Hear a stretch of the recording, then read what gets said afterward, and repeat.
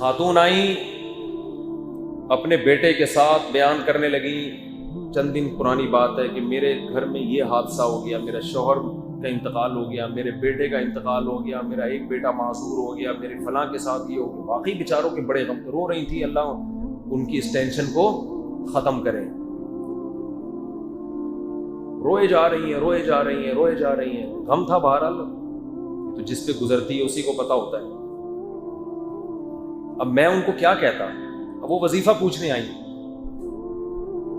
میں نے کہا دیکھیں آپ کے غم کا علاج وظیفوں میں بولو نہیں ہے، وظیفوں میں نہیں، آپ کے غم کا علاج تو قرآن نے بیان کیا، اذا اصابتهم مصیبت قالوا انا للہ وانا الیہ راجعون، ختم۔ اللہ نے ایسی ٹیبلٹ کھلا دی ہے، ایسا ٹیکا لگا دیا ہے، ٹینشن کیا ختم۔ فرمایا ہمارے نیک بندوں کو جب مصیبت پہنچتی ہے تو کہتے ہیں انا للہ، ہم کس کے بندے ہیں؟ ہمارا معبود یہ چاہتے نہیں ہے کہ شوہر بھی نہ مرے، بیٹا بھی نہ مرے۔ یہی ہوا نا ان خاتون کے ساتھ، شوہر کا بھی انتقال ہو گیا اچانک، جوان بیٹے کا انتقال ہو گیا، پھر ایک بیٹا معذور ہو گیا، تو اب چاہت کیا ہے کہ یہ معذور نہ رہے، وہ بیٹا زندہ ہو جائے، شوہر نہ مرے، یہی چاہتے ہیں نا۔ تو اللہ فرماتے ہیں ہمارے نیک بندوں کو جب کوئی غم پہنچتا ہے تو کہتے ہیں انا للہ، ہم اللہ کے غلام ہیں، ہماری چاہت اللہ کی رضا کا حصول ہے، ہمارا خدا اللہ ہے، یہ چاہتے ہیں بولو نہیں ہے۔ ہماری زندگی کا، عورت کی زندگی کا مقصد یہ ہے ہی نہیں کہ شوہر نہ مرے، یہ مقصد ہی نہیں ہے، یا مرے تو بڑھاپے میں مرے۔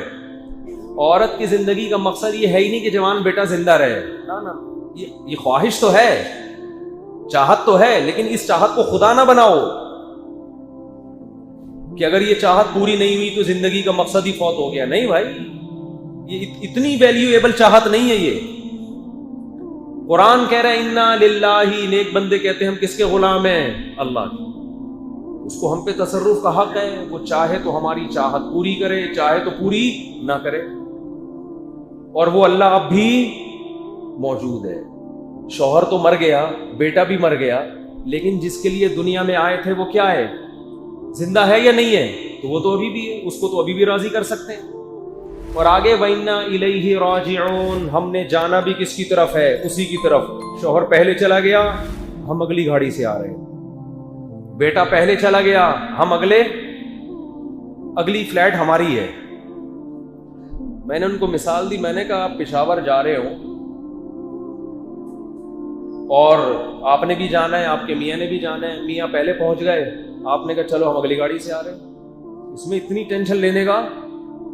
بولتے کیوں نہیں ہے، تو میاں پہلے نکل لیے، آپ اگلا نمبر آپ کا ہے، سبھی کا ہے، میرا بھی ہے، آپ کا بھی ہے، ہر ایک کا ہے۔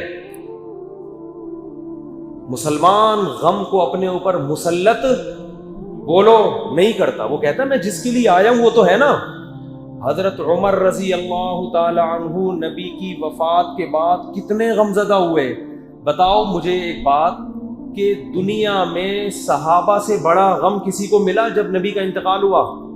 کسی عورت کا جوان شوہر مر جائے اتنا غم نہیں ہو سکتا جتنا صحابہ کو غم ہوا نبی کے دنیا سے جانے کا، کیونکہ اس کائنات میں عشق اور محبت کی جتنی مثالیں ہیں، صحابہ کو نبی سے جو محبت تھی اس کے آگے تمام مثالیں ہیچ ہیں، کوئی حیثیت نہیں ہے ان کی۔ آپ صلی اللہ علیہ وسلم کی سواری جس پہ اونٹ، جس پہ آپ سوار ہوتے تھے، اونٹنی، وہ غمزدہ ہو کر کھانا پینا چھوڑ کر نابینا ہو گئی اور مر گئی۔ جانوروں پر آپ کی محبت کی اثرات تھے، تو صحابہ پہ کیا اثرات ہوئے ہوں گے؟ بولتے کیوں نہیں بھائی؟ کس قدر غم، عذاب، یہ کیا ہو گیا؟ جن کے بارے میں امی عائشہ فرما رہی ہیں کہ جنہوں نے حضرت یوسف کو دیکھا ہاتھ کاٹ ڈالے، اگر وہ نبی کو دیکھ لیتے گردنیں کاٹ دیتے اپنی۔ ایسا جمال اللہ نے آپ صلی اللہ علیہ وسلم کو عطا کیا، اور کتنی قربانیاں صحابہ نے آپ کے لیے دی ہیں۔ تو آپ کیا سمجھتے ہو یہ غم ہلکا تھا؟ غزوہ احد میں جب اطلاع ملی نا، افواہ تھی کہ نبی شہید ہو گئے، بہت سے صحابہ نے کہا اب زندہ رہنے کا کیا فائدہ، لڑو جنگ میں اور شہید ہو جاؤ۔ آج کسی عورت کو اپنے شوہر سے اتنی محبت ہے کہ مر گیا شوہر تو مجھے زندہ رہنے کا کیا فائدہ، چلو میں بھی کسی کھمبے سے چپک جاؤں جا کے۔ ہے بھائی, ہوتی ہے محبت, نہ شوہر کو اتنی بیوی سے, نہ بیوی کو اتنی شوہر سے, کہ چلو وہ مر گیا, چلو ہم تو تھوڑی سی تسلی, ہم تو نہیں مرے نا. جوان بیٹا مر جائے تو کوئی عورت چاہے کہ میں بھی مر جاؤں, کہیں گے نہیں میں نہیں مروں. لیکن صحابہ کی کیا حالت تھی غزوہ احد میں کہ جب اطلاع ملی نبی شہید ہو گئے تو بعض نے کیا کہا, اب زندہ رہنے کا کیا فائدہ, خودکشی نہیں کی, بھائی میدان میں ایسے لڑو کہ شہید ہو جاؤ بس. تو آپ بتاؤ کتنا بڑا غم صحابی رسول کو لگا ہے. رسول اللہ صلی اللہ علیہ وسلم کی جب موت واقع ہوئی تو حضرت عمر تلوار لے کے کھڑے ہو گئے کہ یہ لفظ نہیں سنوں گا میں کہ نبی کا انتقال ہوا, گردن اڑاؤں گا میں اس کی. جب انسان کو کسی سے بے پناہ محبت ہوتی ہے تو اس کی موت کی خبر کی کڑواہٹ وہ برداشت نہیں کرتا.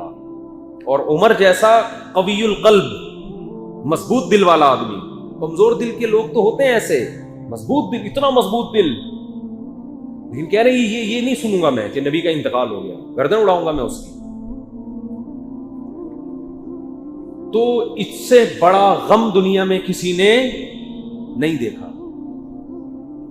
حضرت فاطمہ رضی اللہ تعالی عنہ نے شعر پڑھا, صبت علی مصائب لو انہا صبت علی الایام سرن لیالیا, کہ آج مجھ پر مصیبتوں کے جو غم ٹوٹے ہیں, بہے ہیں, سب کا معنی ہوتا ہے پانی انڈیلنا, مصیبتیں پڑی نہیں ہیں بلکہ ایسا جیسے بالٹیوں سے غم کسی نے میرے اوپر بھر بھر کے ڈال دیے ہوں, کہ یہ غم کے دریا اگر دن پہ پڑتے تو دن رات کی سیاہی میں تبدیل ہو جاتا, دن اپنی روشنی کھو دیتا, اتنا غم.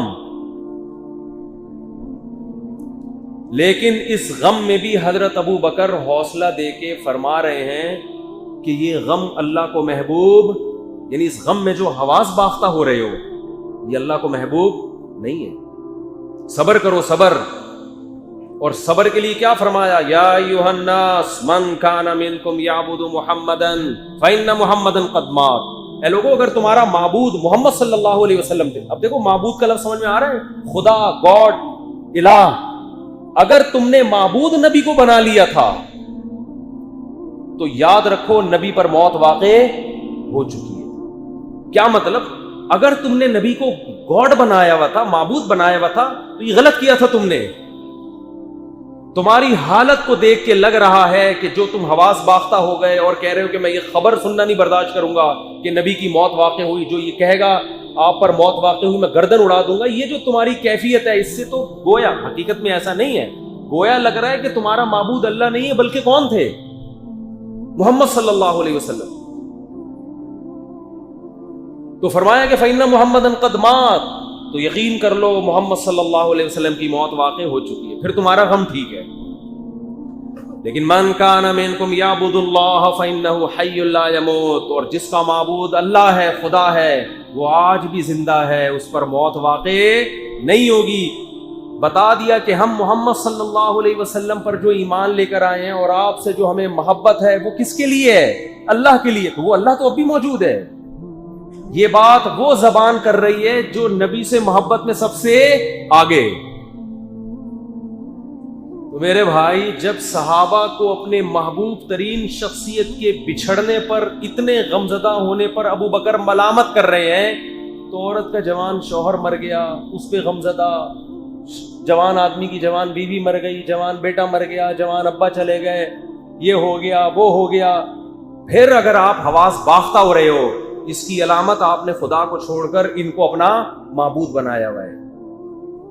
غم ہوتا ہے, یہ نیچرل ہے. نبی پر کی آنکھوں سے بھی آنسو نکلے جب کسی کی وفات ہوئی ہے, یعنی ایک اعتدال ہونا چاہیے, ایک حد ہونا چاہیے, یعنی کہ اسی کو ریپیٹ کرتے رہے آپ 10 سال تک, یہ ہو گیا یہ ہو گیا یہ ہو گیا. بھائی جو ہوا ہے مقدر میں تھا. ماں قدران جنگ میں منافقین ہنستے تھے, مذاق اڑاتے تھے کہ دیکھو محمد صلی اللہ علیہ وسلم یہ کر رہے ہیں تمہارے ساتھ, تمہیں زخمی بھی کروا دیا, شہید بھی کروا دیا, یہ ہو گیا. تو اللہ نے صحابہ کو تسلی دی کہ ان کو یہ بتاؤ لن یصیبنا ما, بعض ایسے پورے ایک ایک گھر کے سارے مرد کٹ گئے, عورت تنہا ہو گئی. حضرت ابو سعید خدری رضی اللہ تعالیٰ عنہ 10 سال کے بچے اور ان کی ماں, باقی سارے مرد شہید, باپ بھی شہید, بھائی بھی شہید, سارے مرد جوان کٹ گئے غزوہ احد میں, اور ایک ماں اور ایک بیٹا گھر میں بچے ہیں. کتنی بڑی ٹینشن. تو منافقین ہنستے مذاق اڑاتے, کیا کر دیا تم لوگوں نے نبی کے پیچھے. تو قرآن کی آیتیں نازل ہوئی کہ اے نبی ان سے کہہ دیجئے لن یصیبنا الا ما کتب اللہ لنا, ہمیں وہی غم پہنچے ہیں جو اللہ نے ہمارے مقدر میں لکھے ہوئے ہیں. اور جس اللہ نے ہمیں یہ غم دیے ہوا مولانا, وہ ہمارا دوست ہے, ہمارا دشمن نہیں ہے.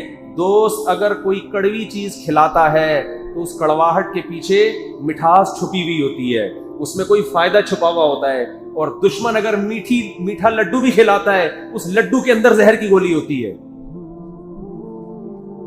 تو ہمارے حضرت فرمایا کرتے تھے کسی کا ایمان چیک کرنا ہو نا, غموں میں دیکھو کیا حالت ہوتی ہے اس کی. آج بوکھلا جاتے ہیں, کسی عورت کا چھوٹا بیٹا مر جائے ایسے چیختی ہے, گریبان پھاڑتی ہیں, ہاں ہو. بھائی صبر کرو, صبر, اللہ صبر کرنے والوں کے ساتھ ہے. میں نے ایسی مائیں بھی دیکھی ہیں, جوان بیٹا مر گیا اچانک ہارٹ اٹیک سے, ماں کی آنکھوں سے آنسو نکل رہے ہیں, زبان سے کہہ رہی ہے اللہ یہ میرے کنٹرول میں نہیں ہے, اس لیے نکل رہے ہیں یہ, ورنہ میں صبر کرتی ہوں.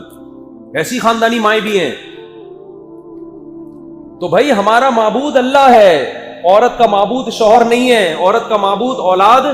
یہ تو لوگوں نے غیر مسلموں سے ڈائلاگ سیکھے ہوئے ہیں کہ میں تمہارے لیے جی رہا ہوں, اور عورت کہتی ہے میں آپ کے لیے دنیا میں آئی ہوں. نا نا نا نا, ہم کسی کے لیے نہیں آئے, نہ ہم اولاد کے لیے آئے, نہ اولاد ہمارے لیے آئی. اتنا لفٹ نہیں کراؤ ان کو. اگر یہ میرے لیے آئی ہے تو میرے ساتھ قبر میں کیوں نہیں جا رہی بھائی؟ پھر یہ کیا ہو گیا بھائی؟ اگر میری بیوی اور آپ کی بیوی میرے لیے دنیا میں آئی اور جی میرے سہارے اور میرے یادوں میں جی رہی ہے, تو میں مروں گا تو اس کو اگلے اسٹیشن پہ, اگلے کھمبے سے اس کو چپکنا چاہیے. اور اگر کوئی عورت یہ بیان سن کے چپک گئی اپنی محبت ثابت کرنے کے لیے کہ میں اپنے میاں کے لیے آئی تھی, وہ مر گئے تو میں بھی چپک رہی ہوں, تو اللہ کہاں ڈالے گا اس کو؟ جہنم کی آگ میں. کمبخت, میں نے تجھے اپنے لیے پیدا کیا تھا, تیرے میاں کے لیے یہ ٹائم پاس کی چیزیں ہیں ساری. میاں بھی بیوی بھی ہاں محبت کریں, ایسا نہ ہو کہ ٹائم پاس سمجھ کے اس کو کہ بیگم آج سے تم ٹائم پاس ہو, بس یہ مطلب نہیں ہے. لیکن وہ محبت اللہ کی محبت کے تابع ہو. بھائی اللہ نے حکم دیا اس لیے محبت. تو ان رشتوں کو اسلام جتنا رشتے جوڑنے کا کہتا ہے اتنا تو کوئی مذہب نہیں کہتا. لیکن رشتوں کی بیس کیا ہونی چاہیے؟ اللہ ہونی چاہیے. پہلے اللہ ہے تو اس سے فائدہ کیا ہوگا؟ یہ جو بوکھلاہٹ میں آ رہے ہیں نا, پاگلوں کی طرح ٹینشن, ہائی ہو گیا, ہائی ہو گیا, ہائی ہو گیا. پہلے لوگ بڑا صبر کرتے تھے. ہمارے ایک ریلیٹیو ہیں, انہوں نے بتایا کہ جب انڈیا سے ہم ہجرت کر کے آ رہے تھے, پورا خاندان کٹ گیا, اکیلے یہ زندہ بچے تھے. 25-30 افراد خاندان کے کٹ گئے راستے میں, ایک فرد بچا ہے. بتاؤ کتنا غم ہوگا اس کو. پھر ان کے یہ بیٹے ہیں, تو ان کے ابا جو تھے نا اکیلے آئے تھے, برداشت کیا. بھائی ما قدر اللہ, کیا کر سکتے ہیں. تو خواہشات کو جو خدا بنائے گا وہ کبھی بھی سکون میں نہیں آئے گا, اور جس نے خدا بنایا کس کو؟ اللہ کو. سکون میرے بھائی اسی کے مقدر میں ہے. اس کی زندگی ایک اصول اور ضابطے کے تحت